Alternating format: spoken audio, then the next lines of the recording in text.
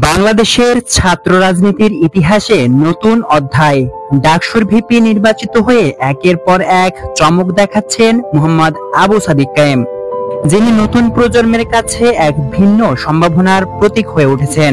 অপ্রত্যাশিত এই জয়ের পেছনে রয়েছে তার সাংগঠনিক দক্ষতা, বিকল্প নেতৃত্বের প্রতিশ্রুতি এবং শিক্ষার্থীদের আস্থা।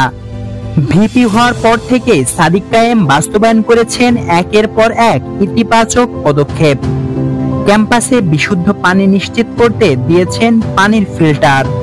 মেয়েদের দীর্ঘদিনের স্বাস্থ্য সমস্যার সমাধানে ভিপি কায়েম নিয়েছেন যুগান্তকারী উদ্যোগ। মেয়েদের হলে বসিয়েছেন স্যানিটারি ন্যাপকিনের প্রযুক্তি।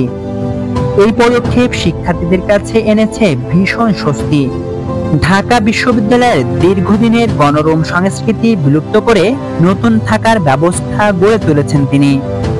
মাত্র 10টি ভোট পেয়েছিলেন জগন্নাথ হলে, কিন্তু রাজনৈতিক হিংসা বিদ্বেষ ভুলে সেখানে স্থাপন করেছেন মেডিকেল ক্যাম্প। শিক্ষার্থীরা বলছে এটাই তার উদারতার প্রমাণ।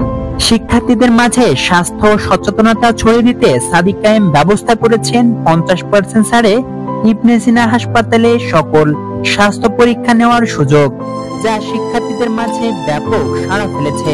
এসব কার্যক্রমের পর রাজনৈতিক অঙ্গনেও ছড়িয়ে পড়েছে শিবিরের জয়ধ্বনি।